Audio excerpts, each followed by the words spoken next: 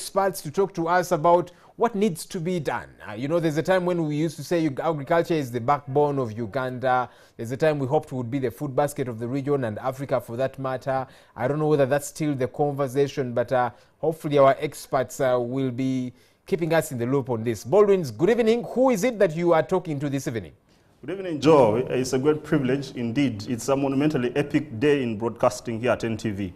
I have a fantastic panel of contributors to agricultural economics here and literally the entire economic spectrum of our nation. So I have 4 panelists. I'm just going to make sure that I split the panel into 2 at a go. I'm going to have the first segment dealing with an incredible team of 1, an academician and a policy researcher, and the second will be a farmer, a practicing individual in the area of agroeconomics. So let me just make a slight preamble over this particular matter because I'm going to contribute to the area of agricultural sector for the discussion in regards to the 2040 vision. So, of course, one of the critical things we need to know that here at NTV we are making 10 years in broadcasting. And our mission is to make sure that we deliver an exciting and enriching TV experience and positively impact and transform society through information, knowledge, and entertainment. And so this is one of the episodes in this regard to make sure that we inspire you, we educate you, we inform you, and make sure that we empower you and move this economy to a greater paradigm. So, we are expected that for my discussion that we're going to contribute to the building of the National 2040 Vision, projecting a per capita income, actually the per capita income projection for the 2040 economy is that each individual will be getting $9,400 US. Let me just break it to you down in the today Forex exchange dynamics. Today we're having an exchange rate of 3,600. So that means at that time, the projection is that each individual should be earning about 33 million Uganda shillings. Okay, in 2020, we expected to have half of that received, that you're getting about 16 million per annum. Okay, and so we're asking ourselves, is that possible in this particular economy that we are having? So the Vision 2040 is conceptualized around strengthening the fundamentals of the economy to harness the abundant opportunities around the country. One of the most fundamental opportunities cited for this nation's advancement of the vision, besides oil and gas, tourism, abundant labor force, tourism, which we've been discussing, and so on, is agriculture.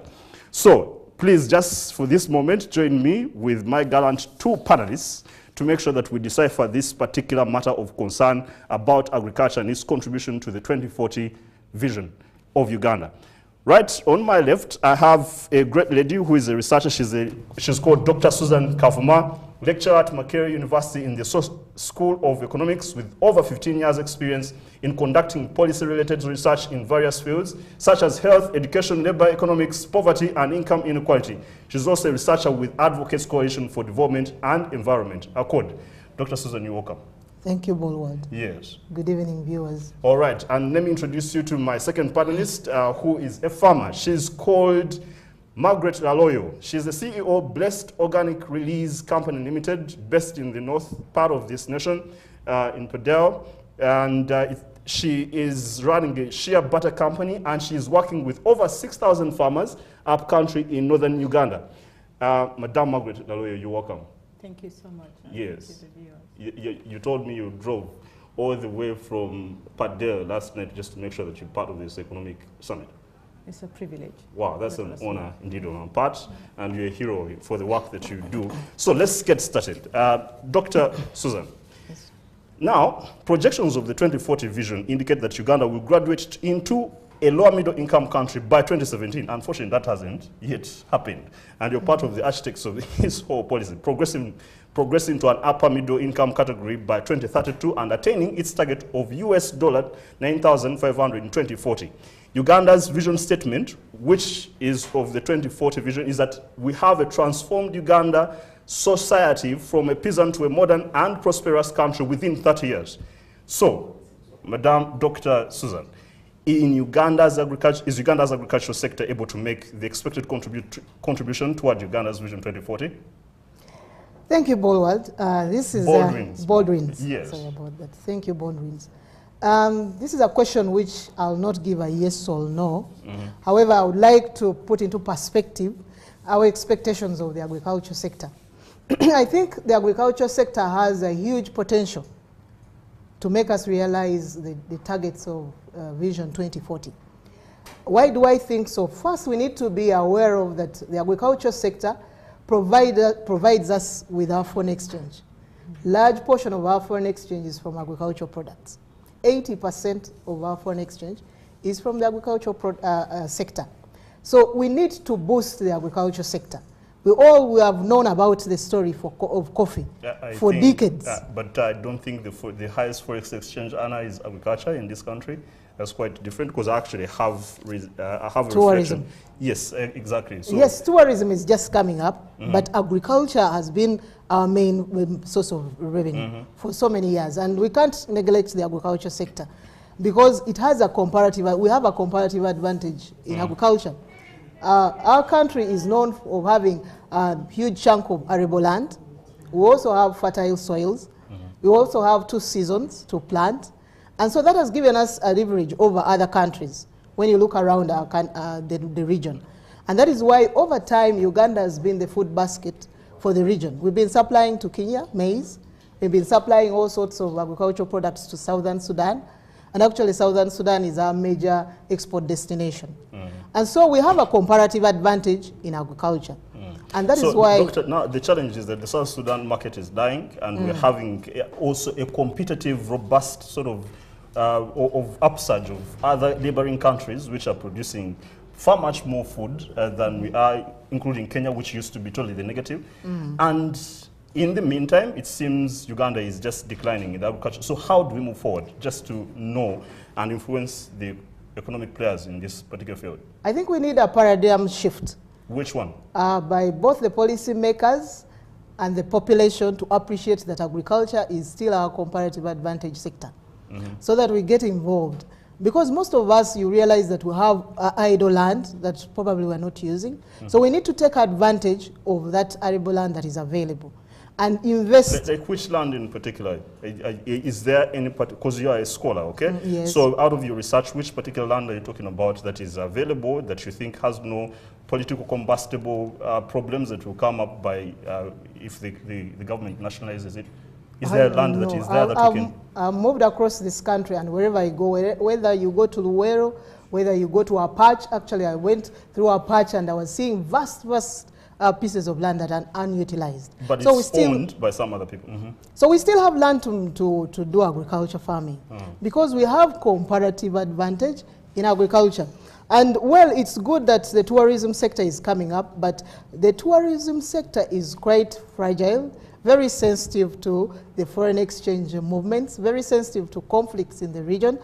I can't ignore the fact that even agriculture has many challenges, but we have comparative advantage to an extent that even a peasant farmer can participate.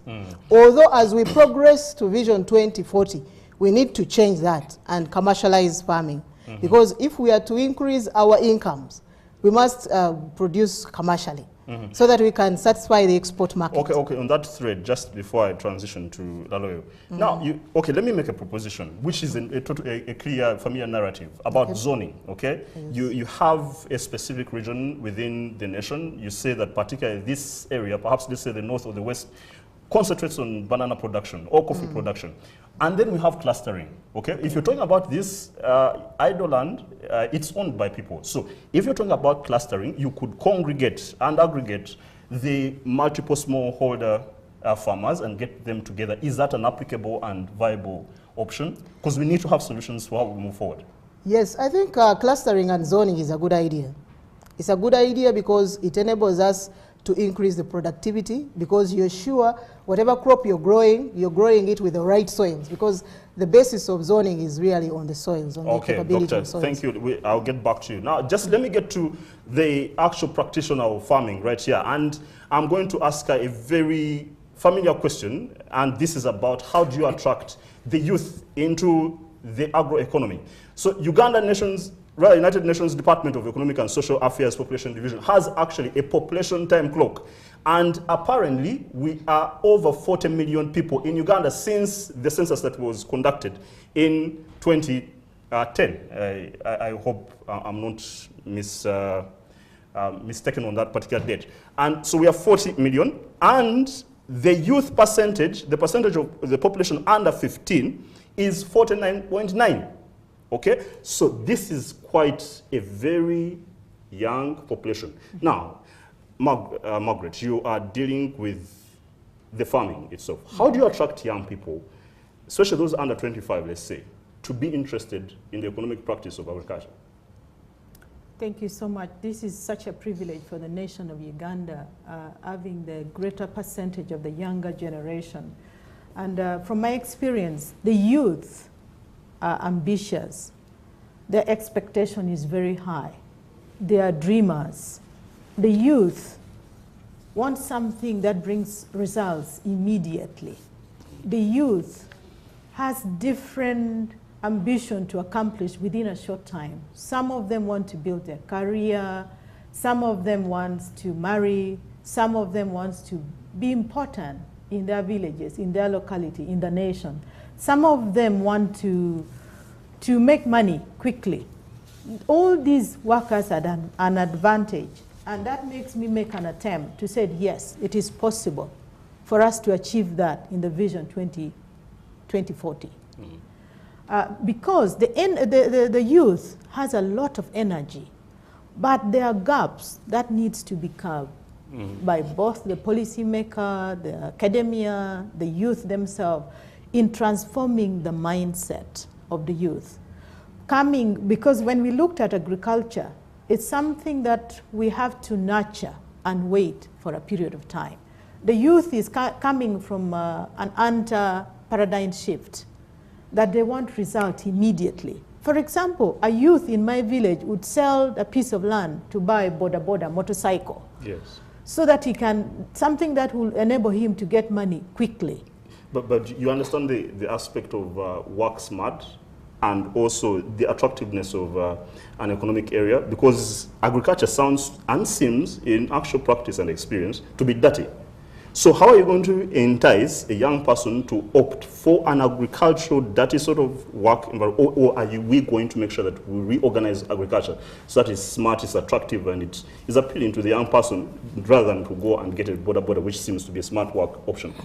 In the minds of the youth, according to my experience, agriculture is not dirty. It's just a long-term process that would enable them, and they want the assurance that when they grow their crop, there will be the market.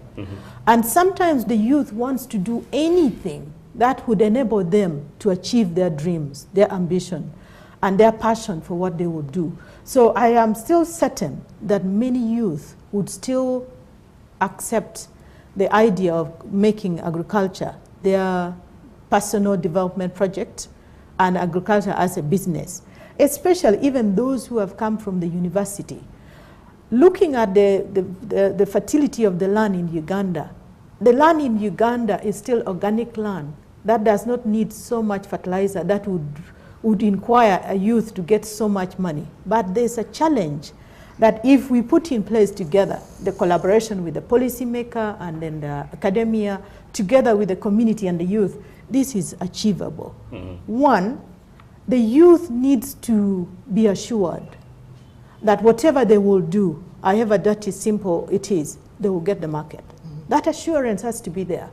But also having experience in agricultural projects, there are challenges that comes when you have a target of meeting the quantity that is needed, because that's a requirement in the market for agricultural produce: quality, quantity, and consistency of all those two. This required substantial amount of money, especially at the initial start. The youth needs to be assured they can access credit, which is easy for them to service. Today, the percentage that is given to the youth from the bank is not easily accessible for the youth. And then, if we could make a demonstration, the youth want to see, they want to hear, to see, and then they believe. If the academia, together with the community project and the private sector, come together and we make clusters like in community, and we make demonstration plan, incubation, where the youth will see, and then they are mobilized in different groups to create positive competition among them. I assure you from my experience that these youth will achieve this within the shortest period, even before 2014. All right, for purposes of practicality, just in 1 minute, because you're doing such incredible work in the North, just give us a narrative of exactly what you do, just in a minute, because I think it will inspire and give guidance on how we can inspire the interest of young people in this field. I worked in northern Uganda with 6,000 farmers. We started with 20 farmers, just to work on their mindset. The community that are drawn into dependency, they believe that is their obligation to receive rather than to work. So on that note, we started by campaigning, said, stop saying give me, start doing something with what you have. That mindset transformation took us more than 2 years, at least about 2 years. After that, the production of the sim and shea nut tripled. That was just a change of the mindset, which is number one point I wanted to raise. That once we worked on the mindset of the younger generation, to see that the potential that is available in agriculture, because we have the land, we have the good climate, we have all the organic practices that is related to the traditional way of, which is cheap in a sense. This would be achievable within a short time. So we worked with the community doing sim, we grow, we process shea butter, we grow amaranth, we do honey, which is a similar thing to promote pollination and to increase yield. Okay. That's, all right, just on the pause there, I'm coming back to you just shortly. Let me get to Dr. Susan Kauma here. She might think I've completely forgotten about her. Now, let's just decipher and disambiguate the problem of climate change. The cattle corridor of Uganda is stretching from the northeast to the southwest, is extremely now it has become a fragile ecosystem and depends, of course, on rainwater, which is scanty, and frequent droughts have resulted in lowering of the water table, leading to famine and drying of boreholes. So, Dr. Susan, agriculture is at the front line of the menacing effects of this problem, yeah? How do we combat the already apparent devastating effects of climate change and perhaps reverse the whole calamitous problem? Thank you. For us to reverse the current climate, the impacts of the current climate change, we need to preserve our environment. We need to preserve our environment. You know, much as development depends on the environment, we need to harness the environment sustainably. So we must make sure that we preserve biodiversity, the flora and fauna, the water bodies, the wetlands, the hills, the mountains, because every component of the environment is very important and ideally will affect the rain that we want to receive. So we must preserve our trees. You know, most of our trees have been cut down, and the forest coverage now is so limited, it has been reduced to about 14%. So we need to change that. We need now to begin to grow these trees. We need to preserve the wetlands. We need to preserve the hills, the mountains. So we need to ensure that much as we have economic activities, they should be, we should promote them in a way that they're able to preserve the environment that we have. Because we need this environment tomorrow in order to generate the development that we are looking for. So if we don't preserve the environment, then we are likely to get these effects more and more. Even as we do the farming, we need to have good farming practices that are able to preserve the soil so that we can use it tomorrow. Our farming practices, you know, the methods that we use should be able to enable us to preserve the soil that we are using. And more to that, we also need to be mindful of our waste disposal. We are so careless in the way we dispose of our waste. And sometimes we are really let down and disappointed by factories that tend to dispose of waste in very important water bodies that we use for other consumption. And that also is likely to affect the environment if they dispose of carelessly. So policy makers and government should help us in this to ensure that most of these factories use environmentally friendly technologies. And actually they should be able to treat their waste before they dispose it. Because that has been a major concern and major cause of the deterioration of the environment that we see. Okay, Dr. Susan, just a pause on that because of the need to transition. Lalo, I will come back to you. I needed to have a discussion on GMOs. Let me just have a break so that we'll get back once said hereafter. Thank you, our great audience out there and viewers for keeping us #1. This is NTV at 10. I'm Karagaba Baldwins. Please, let's transition to the next session. Thank you.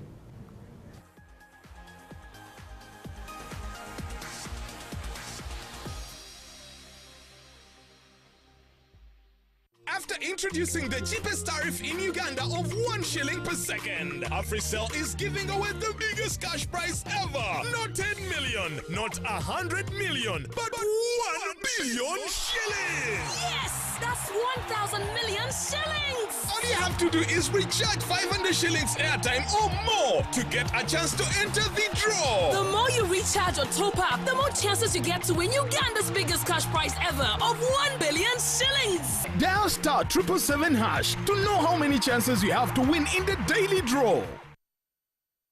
Come be a part of the NTV at 10 Grand Celebration, the biggest celebration of Ugandan music, the Popo Party Family Day Out. Popo Party, we find it. Yo, find me at the Popo Party 11th of December, live at the museum, Uganda Museum. Chimanye tubakwana banji abalina cash n'abatalina nsimbi yo bafani mwenda bananga bagadde music wa Uganda. Yeah man, Bat Bobby Wine himself in person for the Popo Party to Wemobi Kopo. Popo Party, come with your family. I'm bringing my party with my family. Popo Party 11th December. Family Popo Party, turn up. The Popo Party Family Day Out, powered by NTV. November 28th this year, mandatory vehicle inspection got commenced. It's right now underway at Kawanda Vehicle Inspection, with more locations coming up at Nabingo on Masaka Road, Namalanda on Entebbe Road, and Namamve on Jinja Road, plus upcountry locations in Gulu, Mbale, and Barara. Other areas shall be covered by mobile inspection equipment. Find out more about this exercise during our live talk show with a panel of officials from SGS Automotive Uganda on Wednesday 7th December at 10 p.m. The ASFAs are back. Syrup Uganda brings you the 2016 annual A-Brand Style and Fashion Awards themed Dress to Inspire on the 9th of December 2016 at the Kampala Serena Hotel. Experience the biggest red carpet Africa has seen. Fashion showcases from Africa's leading fashion designers. Tickets sold at 100,000 Uganda shillings, available at the Kampala Serena Hotel, A-Brand's collection stores, House of Walker Kampala Sheraton Hotel, and via the Jumia app. Powered by NTV, Fenton Records, Kampala Serena Hotel, Capital FM, and Ciroc Uganda, the Ultra Premium Vodka. Hey, brother, there's an endless road to rediscover. Oh, if the sky comes falling down, there's nothing in this world I wouldn't do. Hey, what if I'm far from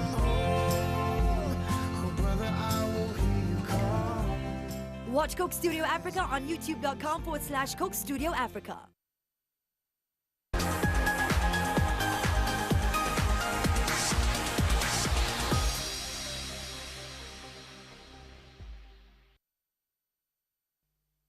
Thank you for keeping with us. I thought we were going to transition to a different panel, but I'm still here and I'm getting another set of a panel. And quite a great, incredible team still right here.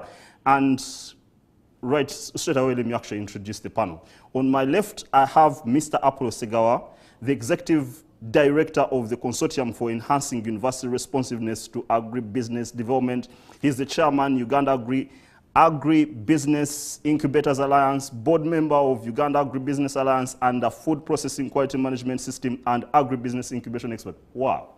Apollo, this is an incredibly huge profile. How are you? I'm fine. How are you? Okay, glad to have you. We're going to decipher through this entire set of questions and issues to deal with. And on my right, I have Dr. Margaret Mangeni, Associate Professor, in the Department of Extension and Innovation Studies at Makerere University, board member of the African Forum for Agricultural Advisory Services, board member of the Uganda Forum for Agricultural Advisory, human capacity developer, and an expert in agricultural extension services and a policy analyst. Welcome, Dr. Margaret. Thank you very much. Great. So we've had the preamble for all this discussion, and you've heard what the previous panelists have said. So let me start with you, Mr. Apollo Segawa. One, in the declaration for 2040 vision, there are about 4 declarations that are made in that particular 2040 vision. A high-tech ICT city and associated ICT infrastructure, a globally competitive skills development center, science and technology parks in each regional city, 5 regional cities, and on and on. So what's the role of information communication technology and e-commerce in the uplifting of our agricultural sector? Thank you very much. Just to go back a little bit on what I do, we really embrace ICT as one of the core ways by which we can improve our agriculture productivity. We work a lot closely with the graduate students, and I may say in our annual National Agribusiness Innovation Challenge, we have ICT as a major component of that challenge that happens every year. Mm-hmm. And what we look at most is, and what we have experienced as far as ICT and agriculture or agribusiness is concerned, is the sharing of information on markets. ICT has a way of sharing information both cheaply and cost effectively across the board. You have a means of informing the farmer deep in the rurals about a market and how much that market is willing to pay for a particular product. By harnessing the applications that are being built by our young graduates that have a component of transmitting this information from the markets to the farmers out there, this is a way that can really grow our agriculture, because the biggest problem that we have with our agriculture right now is linking the markets to the producers. The markets. Our farmers are very responsive to when the market is there, but if they don't know that the market is there or how much the market is offering, they are cheated often and they always lose their crop. So what are the implementation practicalities? How does the farmer get to have, or who invests in that sort of infrastructure? How does the farmer get to tap into that infrastructure? And how do we move on sustainably to ensure that the ICT is integrated in the agribusiness? Of course, the national backbone, ICT backbone, is crucial, but the telecom companies have a crucial role to play to make sure that we have coverage in all these areas. What's happening now is the applications are there. They've been developed. But they can't work everywhere. They can't work deep in the rurals where this information is required. So what we need to have now as government is to make sure that we have coverage across the board so that the farmer deep in Kabera Maido can have access to the information of what the market is like in Kampala. So that when he's selling, when he's selling his tomatoes, he's not cheated. He actually gets to get the right price. Same with the coffee, same with all these produce that we do. Secondly, ICT is an enabler in creating networks. For example, now we have a lot of WhatsApp groups that deal with particular value chain. You have one for goats, you have one for chicken, it brings communities together. And when you have communities coming together, they share not only experiences, but markets and know-how, and sharing what they do, best practices. This has a way in improving the productivity. But the problem we have is only the young people who are in these groups are accessing this. Yes. How do we get it down to the rurals?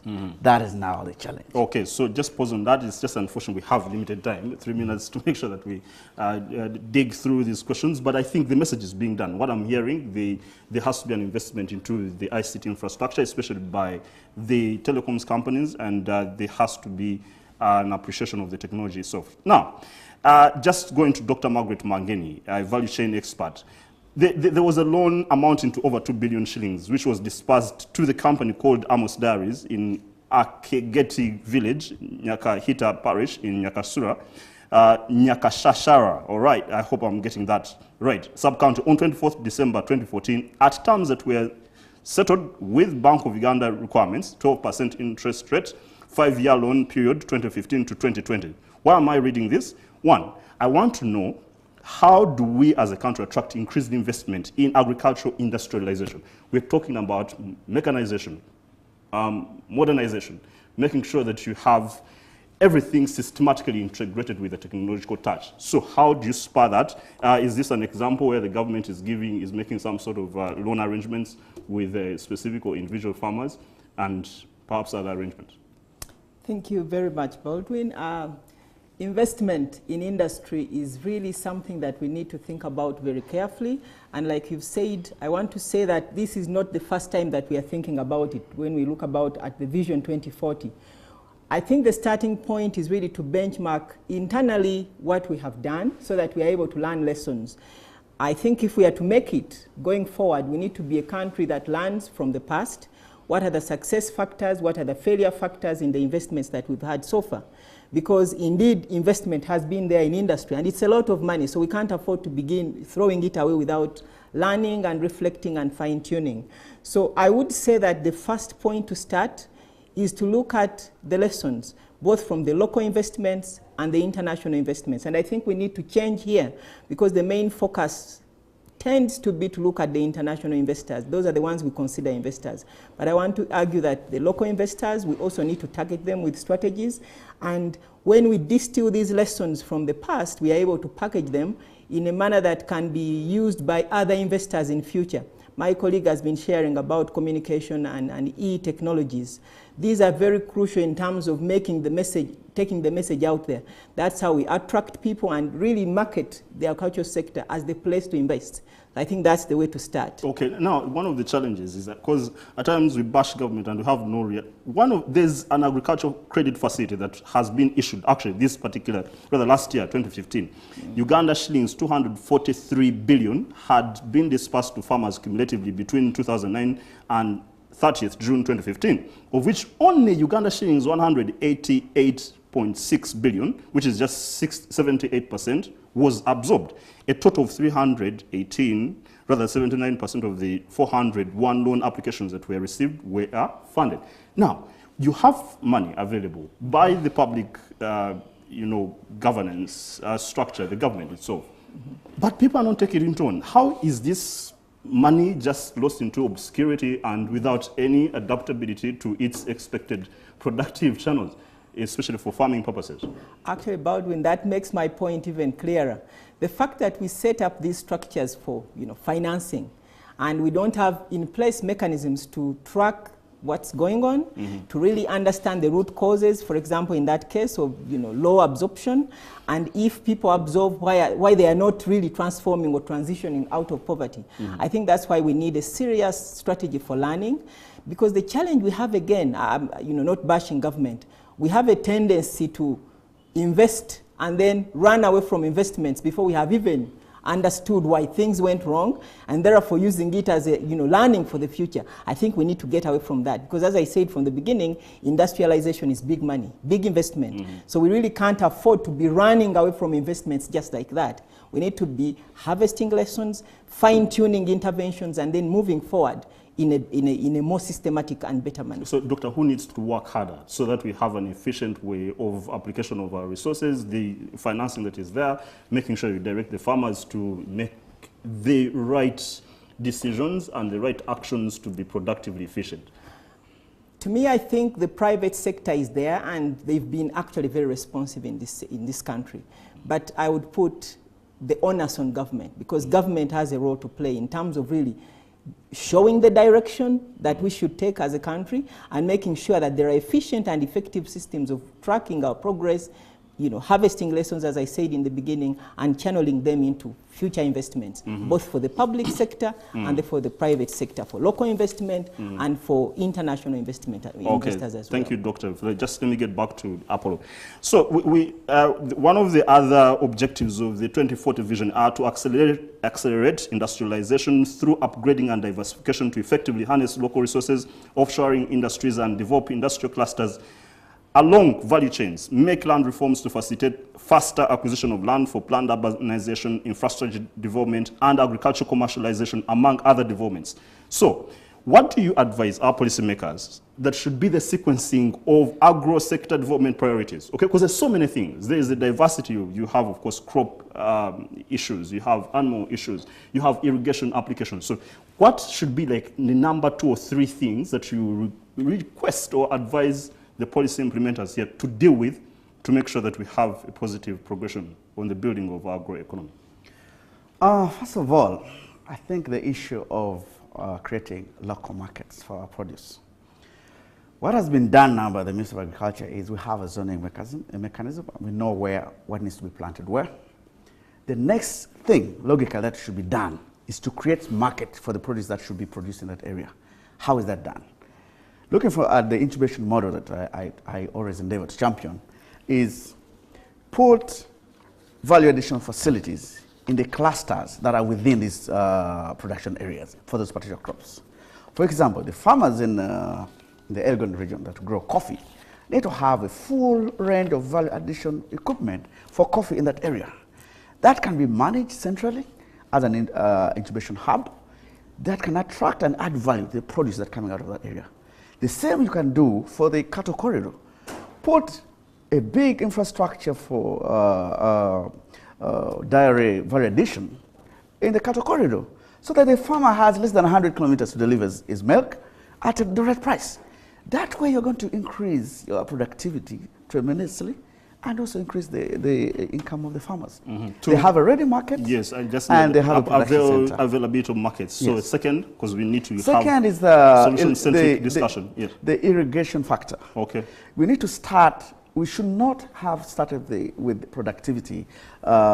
Increasing productivity by supplying seeds. Yes, it's important, especially for those areas that don't have a cash crop. But I think availing the basic means of irrigating our crop is number 1. And this we can start with rainwater harvesting. There are very simple kits that can harvest our water and get it to the farm. Rainwater can be harvested right at the farm and applied to the crop right next to where it's harvested. Why don't we come up with the kits that are required and supply them as we supply the seedlings and have these guys a source of water to make sure the seedlings that are supplied actually grow. These are very simple and cheap things to do because you only need tarpaulins to do this. The farmer will dig the hole, you supply him with the right tarpaulin and a cover and a bit of training on how to drain the water into the particular channel, and then you have some irrigation. Okay, then you are sure your seeds are going to grow. Okay, market irrigation 3. Any third one? Oh, that's what we need to pause on. For now, we can pause on great. that. So let me get back to Dr. Margaret. Now, we have the government debt in the financial year 2014-15 stood at 34.7% of GDP. That's quite frightening. 34.7% of our GDP is indebted.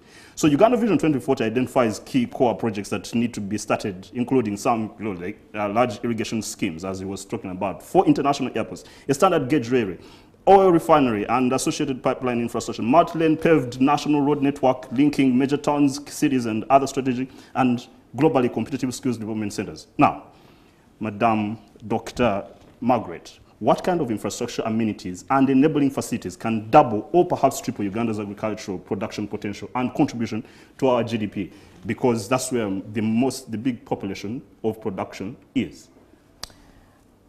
One of the key areas that we need to focus on, I think, is mechanization, because we cannot make the gains that we are planning to have with our hand hoe and with the drudgery that is now characterizing the agriculture sector.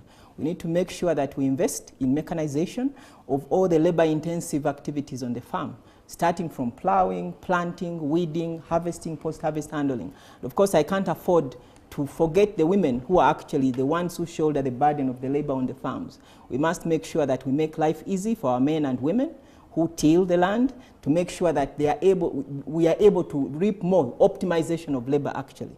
I think that is very, very critical. I have nothing against investing in the Kira project where we are producing cars, but I think comparative advantage for Uganda, or the priority should be really in mechanizing the agriculture sector, so that our farmers and other actors in the value chains have the equipment, the technology, the machinery that makes them, produce much, much more than they're doing right now. But Dr. Margaret, unfortunately, it just the assertion that you don't believe in the industrial attempts of automobile production is quite not informed, because the vision actually itself gives us an anticipation that by 2040 we want to have industrialization stronger than agriculture, contributing 31.4%, and agriculture contributing 10.4%, and services contributing 58.2%, if you read that particular national, rather the 2040 vision. But that's just to make sure that we balance the discussion. Cars? Yes, absolutely, because it's an industrialization, Absolutely. but no problem. Okay. So, if you're talking about infrastructure, our roads, because there's a complaint by the populace that the investment in roads, in other sort of big infrastructure projects, is not worth the investment now.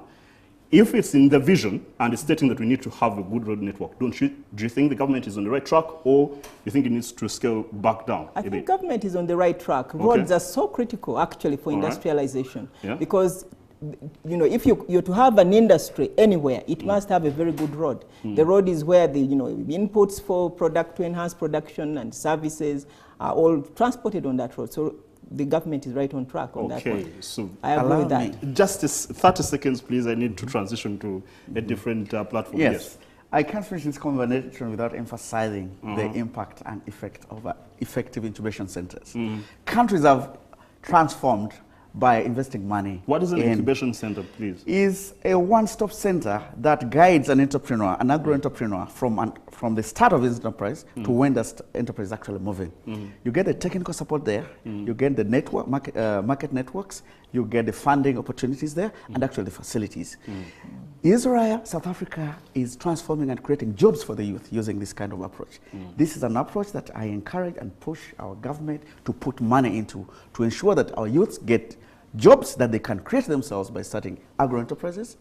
And by putting money into that, this kind of model, we can get the youth to get the jobs they need. Thank you so much, Apollo, and thank you so much, Dr. Margaret. We're going to have a break off this particular set, and we're going to now connect to Brian Mulondo, and we hopefully, I'm being told Brian Mulondo is not on, so let me take the director's call and we'll see how we transition from this platform. Thank you, our viewers, for keeping us as your #1 station. This is NTV at 10. I'm Karagaba Baldwins.